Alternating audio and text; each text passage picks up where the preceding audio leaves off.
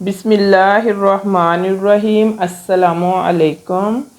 वहाब बिन मंबर रवायत बयान करते हैं कि हज़रत मरियम सलामुल्लाह अलैहा अपने बेटे हज़रत ईसा अलैहिस्सलाम को लेकर लुबनान के पहाड़ों में पनाह गुज़ीं हो गईं और हमेशा की तरह वहाँ भी हज़रत मरियम और हज़रत ईसा अलैहिस्सलाम सारा दिन रोज़े में गुजारते और सारी सारी रात अल्लाह ताला की इबादत में सर्फ कर देते।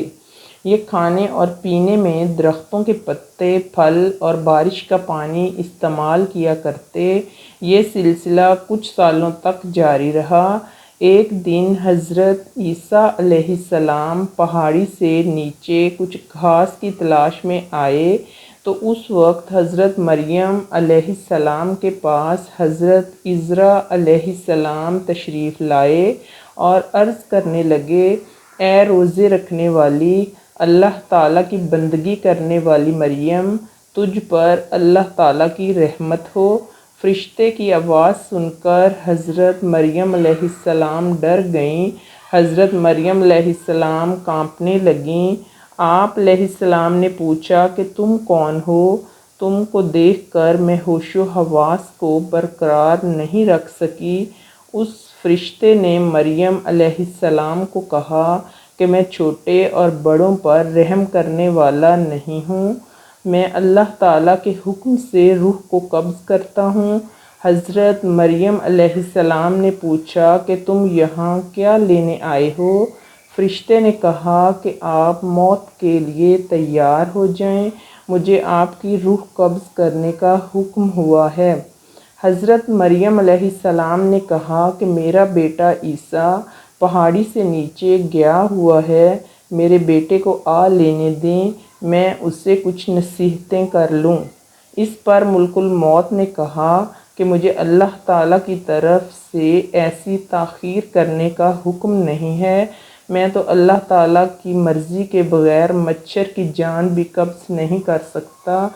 अल्लाह ताला ने मुझे अभी और इसी वक्त आप अलैहिस्सलाम की रूह को कब्ज़ करने का हुक्म दिया है।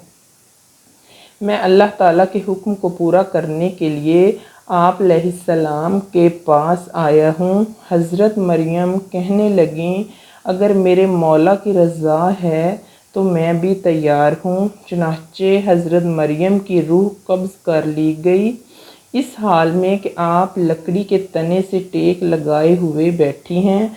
हज़रत ईसा को वापसी पर ताख़ीर हो गई और आप रात को जब वापस आए तो देखा कि उनकी वालदा दरख्त के तने से टेक लगाए बैठी हैं। तो आपने समझा कि वालदा सो रही हैं। आप अपनी वालदा के सामने खड़े हो गए और काफ़ी देर खड़े रहे, पर वालदा जब ना उठीं तो हज़रत ईसा ने सोचा कि वालदा को जगा लेना बेहतर है, क्यों ना उन्होंने सुबह से कुछ नहीं खाया। आप वालदा के बिल्कुल पास गए और अर्ज़ की, ए मेरी वालदा, उठिए, देखिए अंधेरा गहरा हो चुका है और ये वक्त तो आपके गिरयाज़ारी का है। क्या आज अल्लाह ताला की इबादत नहीं करनी आपने? फिर हज़रत ईसा अलैहिस्सलाम ने सोचा कि लगता है कि माँ मीठी नींद सो रही हैं, इसलिए उन्हें मज़ीद उठाने की कोशिश ना की। फिर मेहराब के सामने खड़े हो गए। आप अलैहिस्सलाम ने कुछ ना खाया ना पिया। आप अलैहिस्सलाम देख रहे थे कि हज़रत मरियम अलैहिस्सलाम उठे, माँ और बेटा दोनों मिलकर रोटी खाएं, यहाँ तक कि रात का आखिरी पहर हो गया। हज़रत ईसा अलैहिस्सलाम मेहराब के पास खड़े रहे यहाँ तक कि सुबह हो गई। फिर हज़रत ईसा अलैहिस्सलाम ने अपनी माँ के चेहरे मुबारक पर अपना चेहरा रख कर बोला, माँ जी, रात भी गुज़र गई, अब सुबह हो गई है, नमाज का वक्त भी गुज़र गया है। हज़रत ईसा अलैहिस्सलाम ये बातें करके रोने लगे। आप अलैहिस्सलाम इतना रोए कि आप अलैहिस्सलाम को देखकर फ़रिश्ते और पहाड़ भी कांप उठे। फ़रिश्ते भी आसमानों पर रो रहे थे। अल्लाह ताला की तरफ से फ़रिश्तों से दरियाफ़्त किया कि तुम क्यों रो रहे हो? फिर खुदा की तरफ से वही नाजिल हुई और फिर हज़रत ईसा अलैहिस्सलाम को एक आवाज़ सुनाई दी, ए ईसा, अपनी माँ के चेहरे से मुँह को हटाओ, آپ علیہ السلام کی ماں اب اس دنیا سے پردہ کر گئی ہیں۔ اللہ تعالیٰ تم کو عظیم اجر عطا فرمائے گا، تم کو صبر عطا کرے گا۔ اس پر حضرت عیسیٰ علیہ السلام کہنے لگے کہ اب میرے دکھ درد اور بھوک پیاس میں میرا غم گسار کون ہوگا، میری مدد کون کرے گا؟ لبنان کے جنگلی پہاڑ سے آواز آئی، اے روح اللہ، آپ کیوں اس قدر بے قرار اور پریشان ہوتے ہو کہ آپ اللہ تعالیٰ کے ساتھ کوئی دوسرا انیس چاہتے ہو؟ حضرت عیسیٰ علیہ السلام نے آواز سنی تو وہ پہاڑ سے اتر کر ایک گاؤں کی طرف چل نکلے جہاں بنی اسرائیل آباد تھے۔ حضرت عیسیٰ علیہ السلام نے فرمایا، السلام علیکم یا بنی اسرائیل۔ ان لوگوں نے پوچھا کہ تم کون ہو؟ تیرے یہاں آنے سے ہمارے گھر روشن ہو گئے ہیں۔ حضرت عیسیٰ نے فرمایا کہ میں روح اللہ ہوں، میری والدہ سفر کے دوران وصال کر گئی ہے۔ آپ سے درخواست ہے کہ آپ سب مل کر میرے ساتھ میری ماں کو کفن اور دفنانے میں مدد کریں۔ انہوں نے عرض کی، اے عیسیٰ علیہ السلام، اس پہاڑ پر تو بڑے بڑے بچھو اور سانپ ہیں، ہمارے آباء و اجداد 3 صدیوں سے اس پہاڑ کی طرف نہیں گئے، ہم کو وہاں جانے سے خوف آتا ہے۔ بنی اسرائیل کے لوگوں کی باتیں سن کر حضرت عیسیٰ علیہ السلام پہاڑ کی طرف واپس آ گئے۔ پہاڑ کے اوپر آ کر آپ علیہ السلام نے دیکھا کہ وہاں بہت ہی حسین و جمیل 2 نوجوان کھڑے ہیں۔ آپ علیہ السلام نے ان کو سلام کیا، انہوں نے بھی سلام کا جواب پیش کیا۔